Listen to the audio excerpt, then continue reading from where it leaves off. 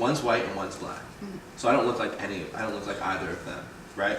But at the same time, society has taught me that because my dad married a white woman, that he was trying to improve his race, and because I'm now also part of this white family, that I don't fit in, and I'm too white, or I'm too black for this, or too black for that. So yet these pressures are still on us, regardless, and I had no control over it. But I still feel like, well, did my parents do me injustice by like making me or creating me in this way? Like who's quite technically to blame, or who do I look for to answers to resolve some of these deeper issues about what is to be expected of me as this quote unquote perfect or the beautiful child, the beautiful one. And I don't know if that. There's also natural selection. Okay, there's something called in nature. Nature. I mean, it has a way of weeding them out. Yeah, plants. Like billions and millions of sperm, and then one. Right, with the very, with the opportunities when they are presented. A tree will grow here. Exactly. And it will be hit by all sorts of forces during its life, and it may or may not. And some grow tall, and some grow not so tall. Melissa, but when technology enters this, and sort of does its own, creates its own sense of natural selection, it does create a lot of questions for us, right? But I think more than anything, I think it's incumbent upon us to understand that these things have happened historically, and to realize the political and historical ramifications of this sort of thing, and to just be aware, that this has happened before.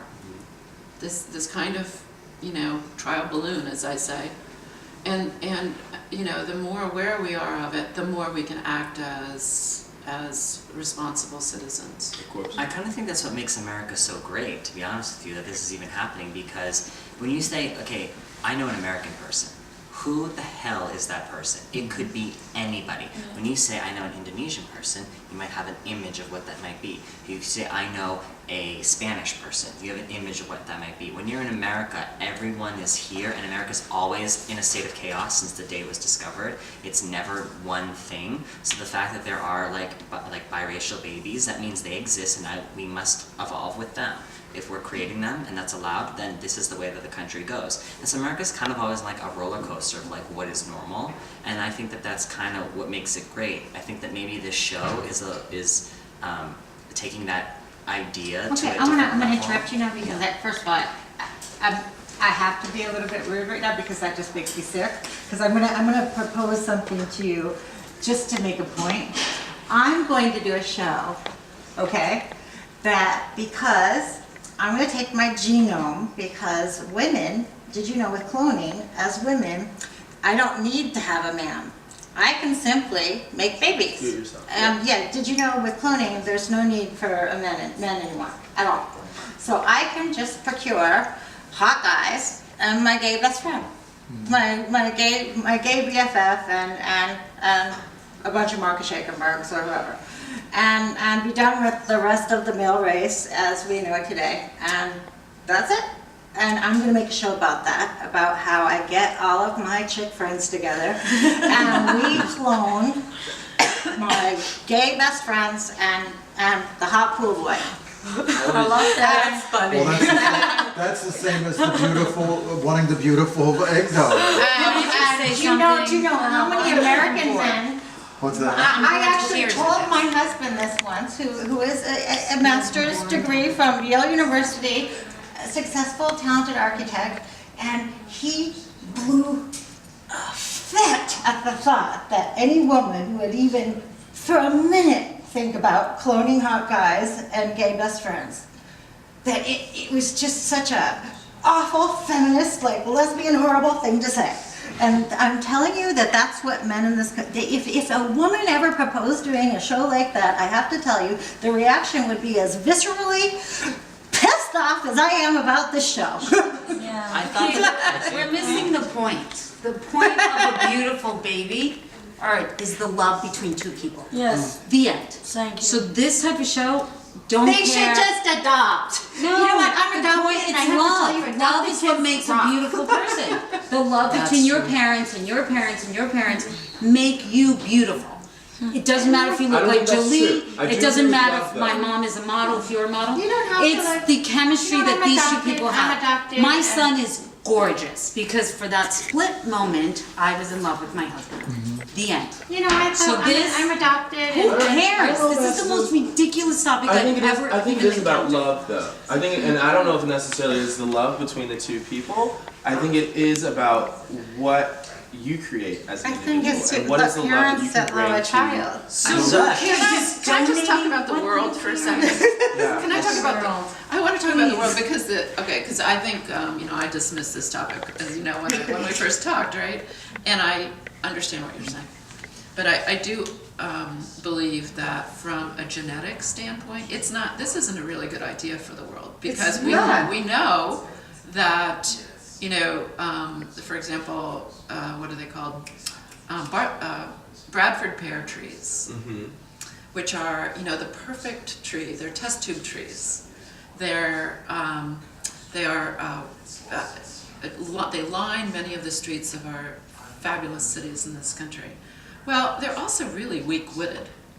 And so when you start to look at what happens when you introduce test tube qualities to natural beings, you create you end up creating an inferior species in the long run. Yes, it will last maybe 20 or 30 years and it'll be a damn good street tree, but in the end, it will not outlast the oak, And so I think it's very important to understand that there are biological issues about, a beautiful face that we don't want to recreate. It's apparent, I've read also that the healthiest couples are those that match from completely different backgrounds.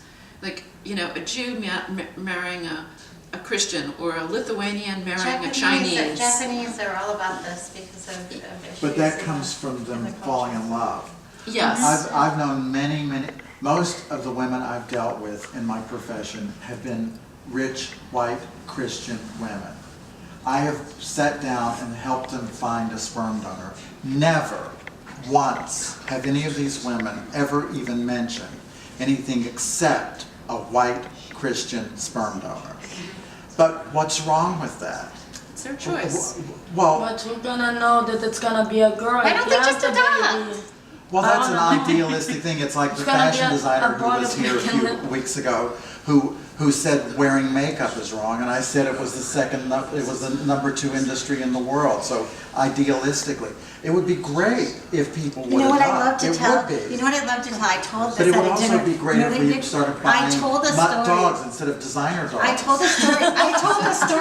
I told a story at a dinner party last week. Because we're killing 90 million dogs and cats That's a year right. because they're I told- not Cavalier King Charles. Yeah, exactly. I told a story at a dinner party, and I swear this is true, and it's a true story too. A 50-some-year-old lady, I was at a dinner party like over a week ago, was telling me. Was this the one that you mentioned to me? Possibly. Possibly. I was at a dinner party, and she was talking about getting the sperm donor, and because you can take hormones and stuff, and at 55 you can have a baby now. That used to be the Guinness Book of World Records when I was a kid, and she's talking about having the baby, and I told her when I was at Wilhelmina, a lady came in with a walker to show me pictures of her kid or something, and I think the kids' room was busy, or so I don't remember how I met her. I think it was because she knew like Lauren Michaels or something, and I proceeded to talk to her, and she's had a walker, and she told me that she had waited till like well into her 40s to have a child, and that giving birth, because we're not really meant to have children after 40, that her calcium and things were so depleted that giving birth, her entire pelvic area burst into a million pieces, and that she basically was in a body cast for like the whole first year of her child's existence. And so every woman over 40 that talks to me about getting sperm donors and having children that late in life, I don't tell them that their kid's gonna have Downs or any of that stuff. 'cause After we all know age about- 25, You know, your chances go down, and Well, no, anything but now can they all happen. get in vitro and they all get donor. I'm late. But see, you know what, I had my son at No, 22, really and I want to tell you, it's rough on your body. Well, Marta, I was born when my parents, my natural parents, were 45 and 54. So I was orphaned. My father died when I was 19. My mother died when I was 34. So for half my life, not quite, but for much of my life, I've been totally orphaned. So what about the child? Let's say the woman is 50 years old or even 44 years old.